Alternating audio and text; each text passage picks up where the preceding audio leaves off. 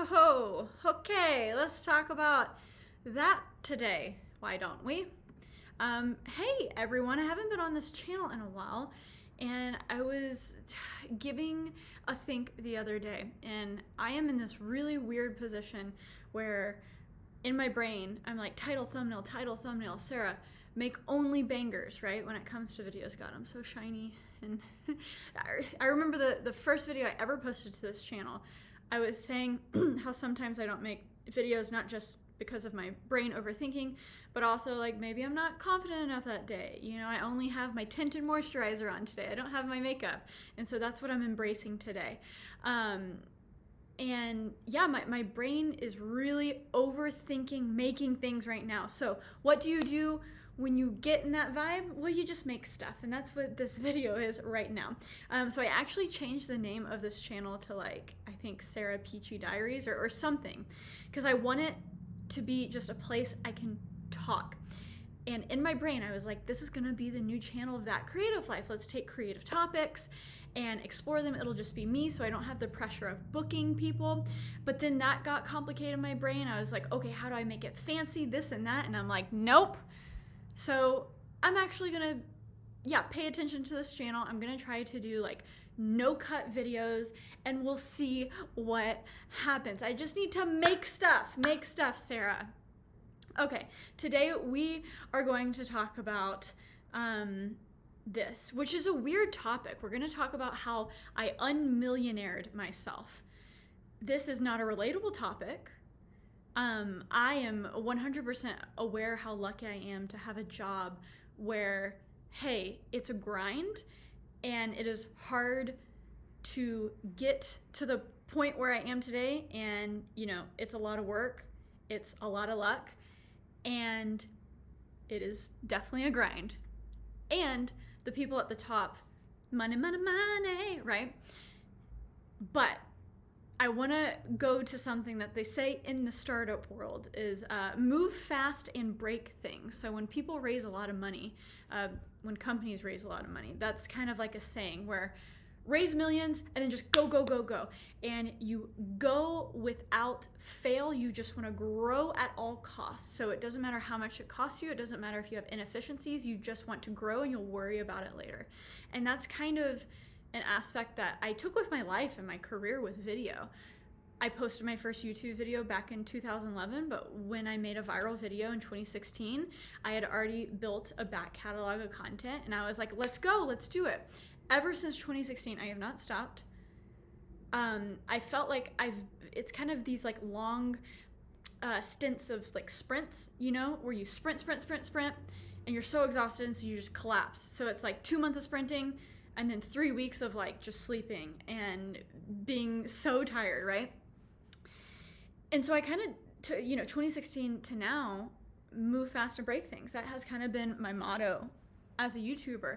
And this video is talking about how it caught up to me. And this is almost like an intervention for myself. Okay, so let me click around here. When you see things like this, like a title, I was on Graham Stephan's podcast, The Iced Coffee Hour. Meet the 100,000 a year dropout, exposing blah, blah. Like that, that's a very extra title, right? And then you see, guys, this has been so cool. We raised over $400,000 for Lab 22. It's a series of tech stands that I made for your iPad, for your phone, charger, headphone stand.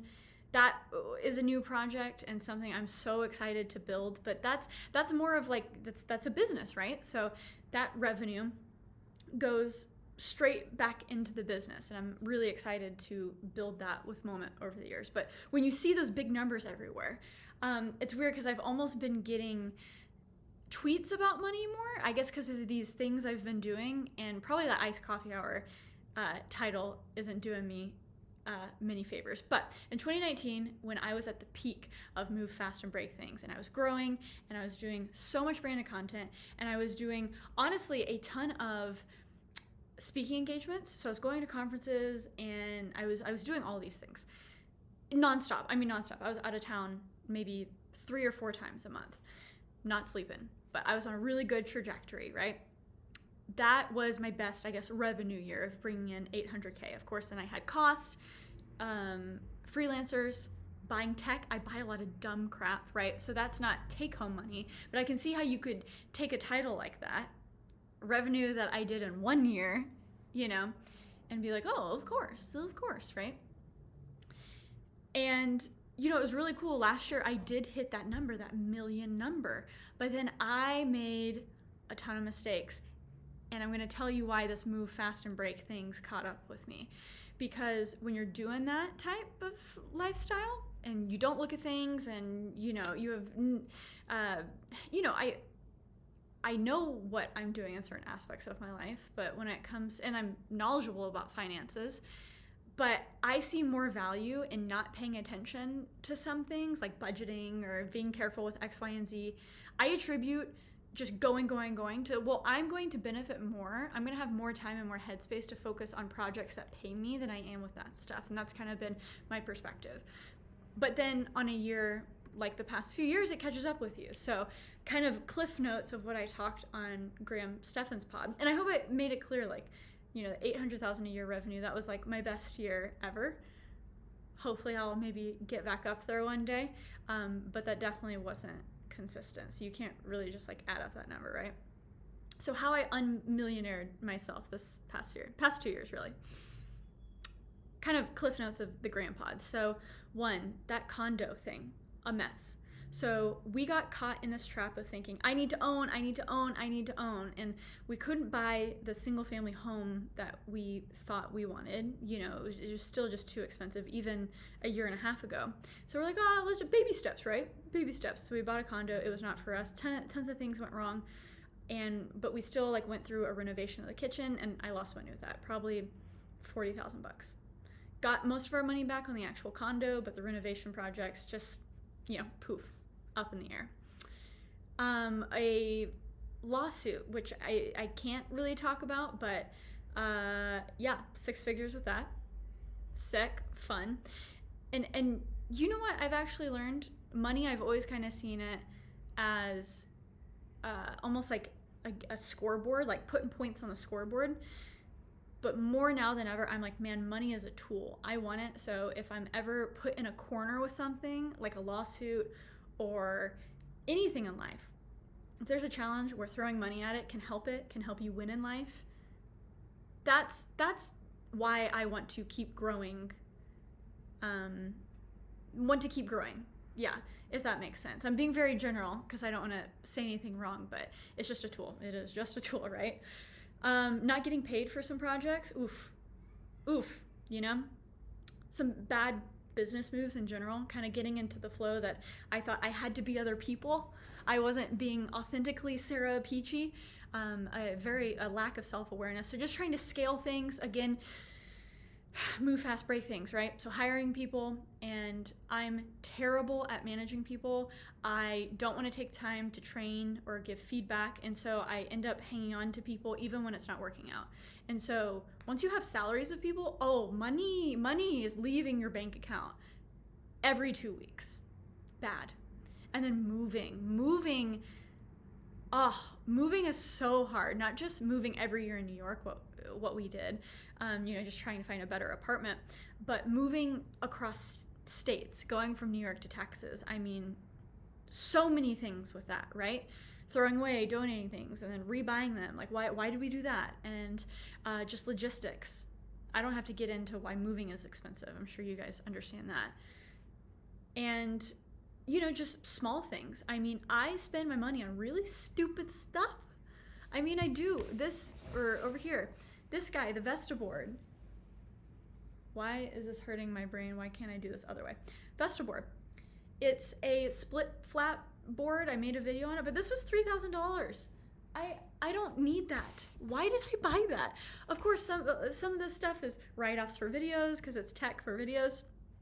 I am such a techie and such a gadget person that is my downfall, just buying things that sometimes I don't even make videos about, but I just want to test them out, right? Overbuying cameras, buying so many cameras. Why do I have so many cameras? And so those small things add up, right? And then what I briefly touched on is kind of moving fast thing. I really never, even though I consider myself financially literate, I have never taken the time to like properly budget things. And so now that I take a step back and I'm looking at things, I'm like, wow, I'm spending a lot of money here. What about there? Oh snap, things add up, right? And now that's stuff that for the first time in my adult life, I have to start getting, I guess, more strict about, right? And so all of those things that I just mentioned in the past 1 or 2 years, un-millionaired me. Not sexy to talk about, you know. I watch all these people that, oh, this blah, blah, blah. You know what's so funny? People always say, oh, the first 50K, the first 100K is the hardest. And then from there, sorry, noise outside. I'm not cutting this out. This is a one-take wonder. And then from there, everything is easy. Everything compounds. That is not what I have experienced. It's almost gotten harder. Like the first 100K was actually easy because in the beginning you have so much excitement. If you're building your own business, you're doing something you love to do, there is so much excitement. You're just heads down the entire time. You're not looking up to smell the roses or to figure out things. You're just going. And if you find something that works, that's going to pay you, right? But it's so funny because I found everything after that has been so hard. What is the point of this? What is the point? Move fast and break things. The point is, I don't think that's the most sustainable thing for startups, and that is not the most sustainable thing for humans, for people, for solopreneurs, for creators like myself.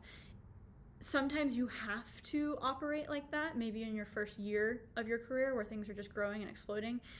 But I would encourage you to lay or have a healthy foundation before, so when things really hit, it's off to the races. Because that is something that I never did. And, you know, from 2016, let's do some math, 2022. So now 6 years later, I'm just now figuring that out, and I'm going to kind of have to retrace my steps. So I'm kind of like, oh, okay, you got to do better. You know, I almost have to move backwards. I have to do less in order to build that foundation again. And the other thing that I think I've learned, and that hopefully is a takeaway from this, if you're a creator or trying to build your own business, there are tools out there that help you do things easier, right? APIs for code, or certain programs that take some of the workload off.